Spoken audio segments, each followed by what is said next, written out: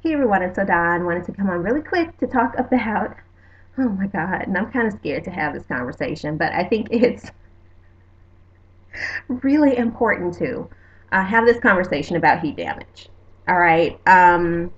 For whatever reason, there is a lot of controversy around use of heat if you are a natural, whether you should or you shouldn't, whether you should wear your hair natural but straight, or all that kind of heat training, all that. Just a bombshell of controversy around those things.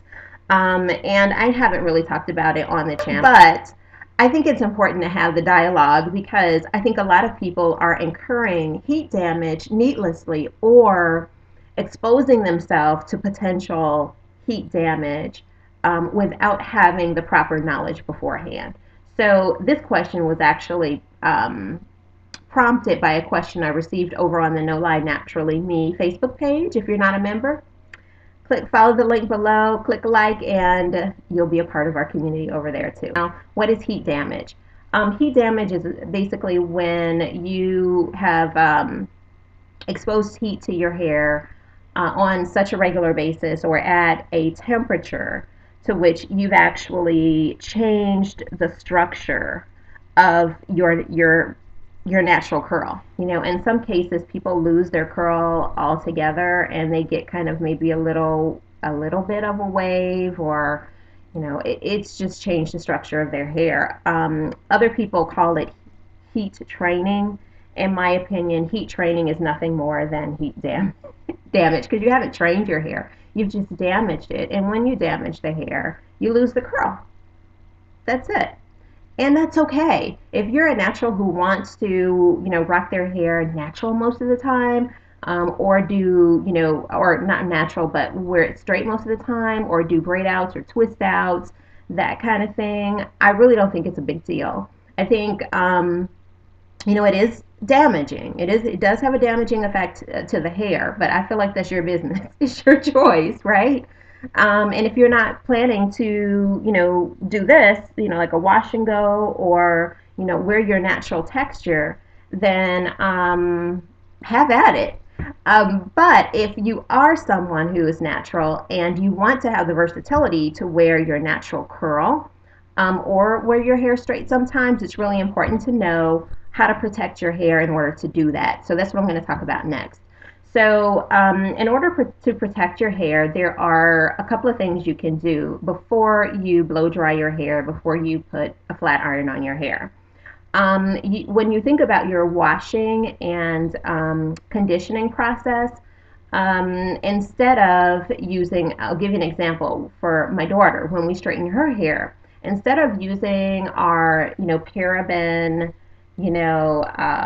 silicone sulfate free products, we opt for products that do have silicones in them. We also opt for products that have protein in it because that's going to help to strengthen the hair, which is good, being that you're about to put it through a kind of rigorous process of flat iron, blowing it out, flat ironing it to get it straight. You want to strengthen it as much as possible. So we always incorporate a protein treatment and any reconstructor that has protein in it. Um, in our washing and prep process. We also use shampoos and conditioners that contain silicones because silicones can help to protect your hair from the heat. Another thing we do that I think is really, really critical is that we use a very good heat protectant. The heat protectant of choice for us has been the Carol's Daughter Macadamia Heat Protectant. It has worked wonderfully for us.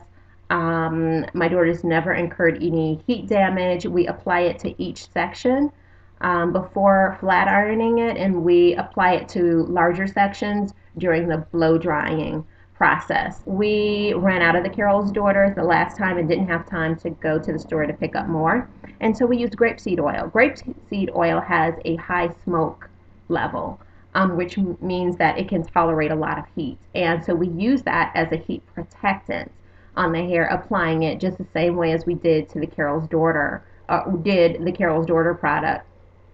and again, no heat damage. So that's another great option.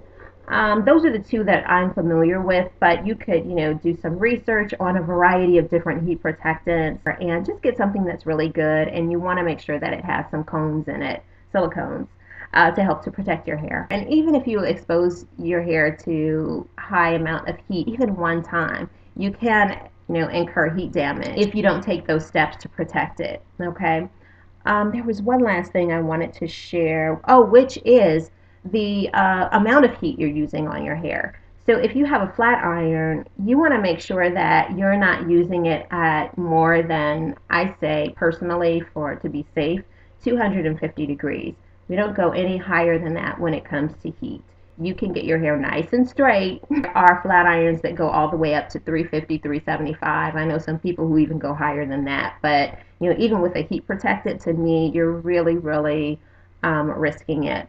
All right, so I hope this helps. I just don't want to see anyone, have questions about, why my hair won't curl because they have been straightening their hair and they didn't know that they could take steps to protect their hair. Because, the reality is once you have the heat damage, there isn't anything you can do to um, to fix it.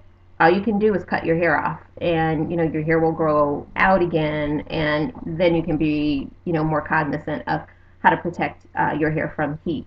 But there is nothing you can do to get your natural curl back once you have incurred heat damage. And I just don't want anyone to be surprised or find themselves in a situation where they now have the damage, but they want to rock their regular curl and they didn't know they had done that to their hair. All right. So I hope this is helpful. If you have any questions, don't hesitate to leave them below. I appreciate you guys watching the video and sharing it with others. And I look forward to seeing you next time. Okay, bye.